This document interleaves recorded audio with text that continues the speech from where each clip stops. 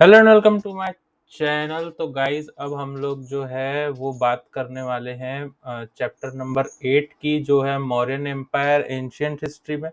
और हम लोगों का सोर्स आप लोगों को पता है कि जो अन अकेडमी की एंशियंट हिस्ट्री की बुक है वो हमारा सोर्स है मौर्यन हिस्ट्री के लिए। और मौर्यन हिस्ट्री के लिए नहीं, सॉरी, एंशियंट हिस्ट्री के लिए। और जो हमारा चैप्टर नंबर 6 था वो था अबाउट महाजनपदास। तो हम लोग जो है अब पहले उस चैप्टर का एक रिकैप ले लेते हैं, उसके बाद हम लोग जो है वो चैप्टर नंबर 7 की बात करेंगे। सॉरी, यहाँ पे चैप्टर नंबर 8 लिखा है, इसको आप जो है काट करके चैप्टर नंबर 7 कर लेना। ठीक है। तो चैप्टर नंबर 7 जो है वो मौर्यन एम्पायर है। और मौर्यन एम्पायर की तरफ जाने से पहले हम लोग जो है पहले बात कर लेते हैं महाजनपदास की, जो हमने पहले पढ़ा था। तो उसका एक क्विक रिकैप ले लेते हैं। तो महाजनपदास में हमने पढ़ा था कि 16 महाजनपदास में जो है हिमालय और नर्मदा को कैसे डिवाइड किया था। उसमें से जो मगध एम्पायर था वो सबसे ज़्यादा पावरफुल था। उसमें जो थी, फिर बिंबिसराय ने कैसे राज किया, फिर वो बुद्धा का कैसे कंटेम्पररी था, फिर अजातशत्रु के बारे में हमने देखा था, फिर उदयन के बारे में देखा था, फिर उसका शिशुनगा डायनेस्टी के बारे में भी पढ़ा था, फिर लास्ट में नंदा डायनेस्टी के बारे में हमने पढ़ा था। और मौर्य डायनेस्टी जो है उसने हराई, ओवरथ्रो की थी नंदा डायनेस्टी को। और इसीलिए जो है हम लोग अब जो है मौर्यन एम्पायर के बारे में पढ़ने वाले हैं चैप्टर नंबर 7 में। तो हम लोग अब चैप्टर नंबर 7 को स्टार्ट करते हैं, मौर्यन एम्पायर को। और जो पहला मौर्यन एम्पायर में हम जो चीज़ें पढ़ने वाले हैं वो देखिए आप कि अ, ये जो है 326 बीसी में Macedonian invasion had overwhelmed the Indian states of Punjab and was threatening to burst upon the Madhya Desha. The question whether India was or were not Hellenised awaited decision. तो ये आप जो है थेरी इसमें से रीड कर सकते हैं। हम लोग जो है मेन मेन पॉइंट इसके डिस्कस करेंगे। तो चंद्रगुप्त मौर्य जो है उन्होंने फाउंड किया था मौर्य डायनेस्टी को 321 बीसी में। उसके बाद उनके जो बेटे थे वो थे बिंदुसराय, और उनके जो बेटे थे वो थे अशोका। ये जो तीन प्रोमिनेंट रूलर्स थे, इन लोगों ने जो है मौर्यन एम्पायर को अच्छी हाइट्स तक लेके गए थे। उसके बाद जो है जो चाणक्य जो थे वो जिनको कौटिल्य भी कहा जाता है, वो उन्होंने डिथ्रोन किया था नंदा डायनेस्टी को। उसके बाद जो है पुष्यमित्र जो है वो लास्ट मौर्य किंग थे, पुष्यमित्र। जो ये मेन मेन पॉइंट्स हम लोग डिस्कस करेंगे। थेरी जो है आप ये जो पीपीटी में दिख रहे हैं आपको, यहाँ से आप पढ़ सकते हैं। उसके बाद 1904 में आर एस शास्त्री जो थे उन्होंने डिस्कवर किया था अर्थशास्त्र मैन्युस्क्रिप्ट को। ये हम लोगों को देखना था कि किसने डिस्कवर किया था अर्थशास्त्र मैन्युस्क्रिप्ट को। तो 1904 में आर एस शास्त्री जो थे उन्होंने डिस्कवर किया था अर्थशास्त्र को। और अर्थशास्त्र में जो थी 15 बुक्स थी जो 180 चैप्टर्स में डिवाइडेड थी। उनको 3 पार्ट्स में उन्होंने डिवाइड किया था। पहली बुक जो थी वो किंग के बारे में थी, उसके काउंसिल ऑफ मिनिस्टर्स के बारे में थी। दूसरी बुक जो थी दूसरी जो थी वो civil as well as criminal law के बारे में थी। तीसरी जो थी वो डिप्लोमेसी एंड वॉर के बारे में थी। ऐसा हम लोगों ने देखना है, जो कि ये थेरी में ये यहाँ पर देखिए लिखा हुआ है। ये यहाँ पे आप इसको पढ़ सकते हो। उसके बाद जो है हम लोग जो उसके बाद जो टॉपिक डिस्कस करेंगे वो ये है कि मुद्रा रक्षा, इस संस्कृत ड्रामा जो लिखा गया था विशाखा दत्ता द्वारा। और ये जो है ये डिस्क्राइब करती है चंद्रगुप्त की विक्ट्री नंदा के ऊपर। ये बुक जो है ये डिस्क्राइब करती है मुद्रा रक्षा, जो है संस्कृत ड्रामा थी, लिखा गया था विशाखा दत्ता द्वारा। और ये जो है ये चंद्रगुप्त की विक्ट्री डिफाइन करती है नंदास के ऊपर। तो ये एक इम्पॉर्टेंट पॉइंट था यहाँ से। उसके बाद मेघास्त्र मेघा क्या है ये, मेगास्थनीज जो है वो ग्रीक एम्बेसडर थे चंद्रगुप्त मौर्य के कोर्ट में। ये भी हम लोगों को पता रहना चाहिए कि मेगास्थनीज जो थे वो ग्रीक एम्बेसडर थे चंद्रगुप्त मौर्य के कोर्ट में, और इन्होंने जो बुक लिखी थी उसका नाम था इंडिका। इंडिका जो बुक थी इनके द्वारा लिखी गई थी। उसके बाद एक पोयम थी अकानानुरू, ये कंपोज की थी Sangam poet Mamulanar, seem to be referring as conquest of Chandragupta in south। ये लास्ट में लिखा हुआ है। तो मामूलनार seems to be referring the conquest of Chandragupta in south in the poem अकानुरू। तो ये अकानुरू पोयम में उन्होंने चंद्रगुप्त का विक्ट्री बताया था साउथ की तरफ में। उसके बाद पाटलिपुत्र है वो मौर्य एम्पायर का कैपिटल था। उसके बाद जो पंचमार्क्ड कॉइन थे मोस्टली सिल्वर, वो भी मौर्यन पीरियड में ही इशू किए गए थे काफ़ी ज़्यादा।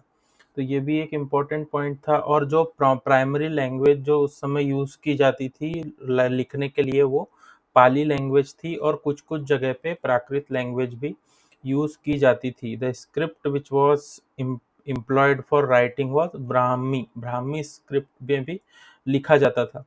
ठीक है, इसके बाद चंद्रगुप्त मौर्य। अब जो हम पॉलिटी डिस्कस करेंगे ड्यूरिंग मौर्य में, तो पॉलिटी डिस्कस करने के लिए अब जो हम लोग देखेंगे वो है चंद्रगुप्त मौर्य। इनका शासन चला 322 से 298 बीसी तक। ठीक है, इन्होंने जो है हराया था लास्ट नंदा रूलर धन्ननंदा को। धन्ननंदा को इन्होंने हराया था।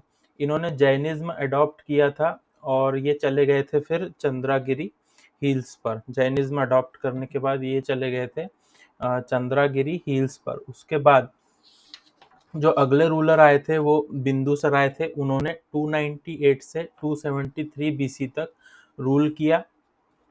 उसके बाद इनको अलग अलग नामों से जाना जाता था।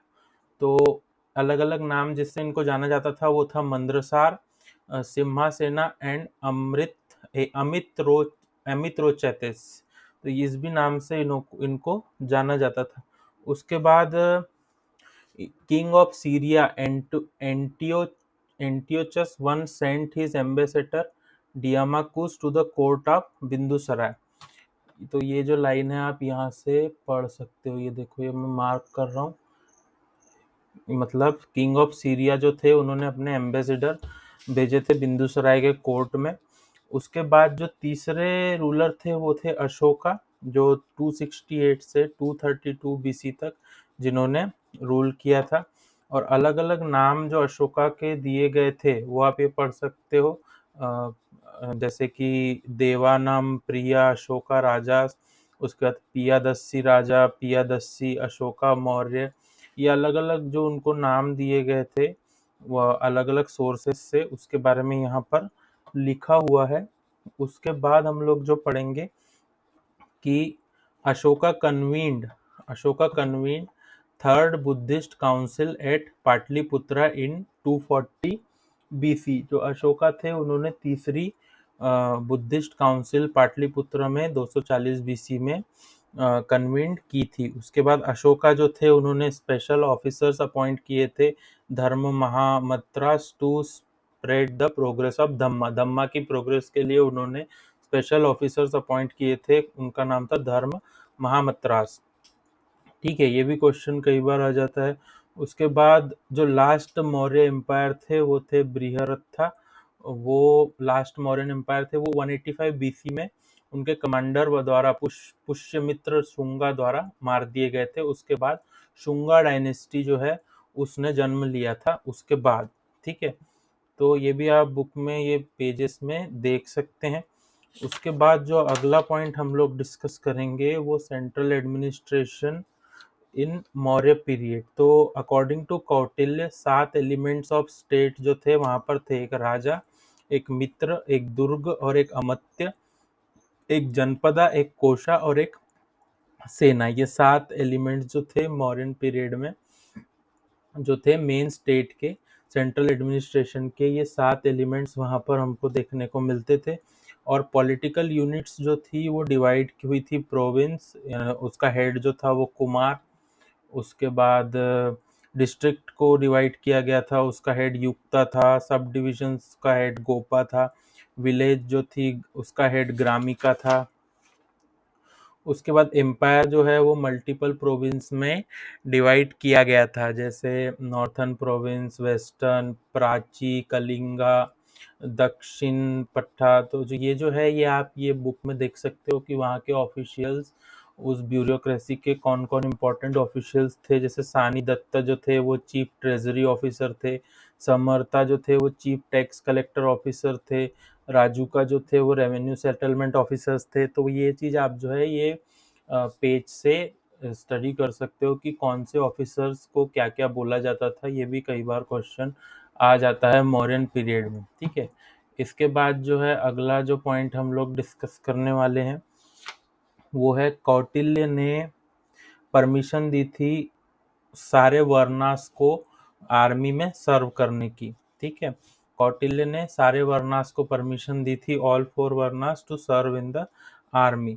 और मौर्य जो है वो नेवी भी मेंटेन किया करते थे, नेवी भी मेंटेन करते थे मौर्य। उसके बाद सिविल कोर्ट, कंटाका क्रिमिनल कोर्ट, ये भी जो है मौर्य लोग मेंटेन किया करते थे, ठीक है। उज्जैन जो था वो नोडल पॉइंट ऑफ कम्युनिकेशन था मौर्य एम्पायर का। उज्जैन जो था वो लोकल पॉइंट ऑफ कम्युनिकेशन था।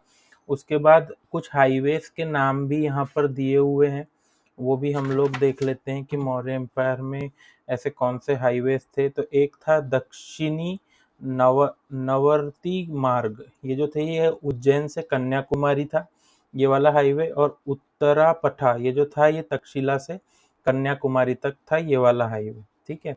इसके बाद जो अगला पॉइंट हम लोग डिस्कस करेंगे कि वुमेन्स जो थी मौर्यन एम्पायर में, उनकी कैसी पोजीशंस थी उस टाइम पे। तो वुमेन्स जो ऑक्यूपाई करती थी वो हाई पोजीशंस ऑक्यूपाई करती थी मौर्य एम्पायर में, उनको डिवोर्स या रीमैरिजेस भी परमिटेड थी। मतलब वुमेन्स की स्थिति अच्छी थी मौर्यन एम्पायर के टाइम पे, ये बोला जा सकता है। और उनको एज अ पर्सनल बॉडीगार्ड भी एम्प्लॉय किया जाता था किंग के द्वारा। ये भी हम लोग उस चीज़ों से बोल सकते हैं, ठीक है। आर्ट एंड आर्किटेक्चर के बारे में बात करें तो the art of Mauryan period is not art for art's sake, but the art linked to political ideology and religious practice। तो जो आर्ट था वो पॉलिटिकल आइडियोलॉजी और रिलीजियस प्रैक्टिस पर बेस्ड था। ऐसा हम इसके एग्जांपल्स दिए हैं, जैसे Kumrahar, eighty pillar hall at Dhauli, और बराबर एंड नागार्जुनी हिल्स। ये जो है कुछ एग्जांपल्स दिए हैं कि कैसे वो आर्ट आइडियोलॉजी और रिलीजियस प्रैक्टिसेस के ऊपर बेस्ड था। ये भी आप ये पीडी ये जो साइट ये जो अपना पेज है यहाँ से आप स्टडी कर सकते हैं इसके बारे में भी। उसके बाद ये कुछ कुछ चीज़ें जो हैं ये आप देख लो, जैसे मेजर रॉक्स के बारे में बताया गया, अशोकन 14 मेजर रॉक्स के बारे में बताया है, अशोकन एडिक्ट्स प्लेसेस उनकी दी हुई है। तो ये प्लेसेस आप यहाँ से पेज से देख सकते हो कि कौन कौन सी प्लेसेस है। एडिक्ट 1 2 3 4 उसके कंटेंट बताए गए हैं। जैसे अशोका का जो 14 मेजर रॉक एडिक्ट था वो प्रिंसिपल ऑफ धम्मा के ऊपर था, और प्लेसेस जहाँ पे थी मनशेरा, शाहबाज गिरी, खालसी, जूनागढ़, ये प्लेसेस उसके दिए हुए हैं। तो ये जो है ये आप यहाँ से पे स्टडी कर सकते हो, जो ये पीडीएफ दिया हुआ है वहाँ से। बस बाकी तो ये जो है हम अपन ने मौर्य किंगडम के बारे में बेसिक बेसिक पॉइंट्स जो हमको देखने थे वो हमने देख लिए। चलिए बाय बाय।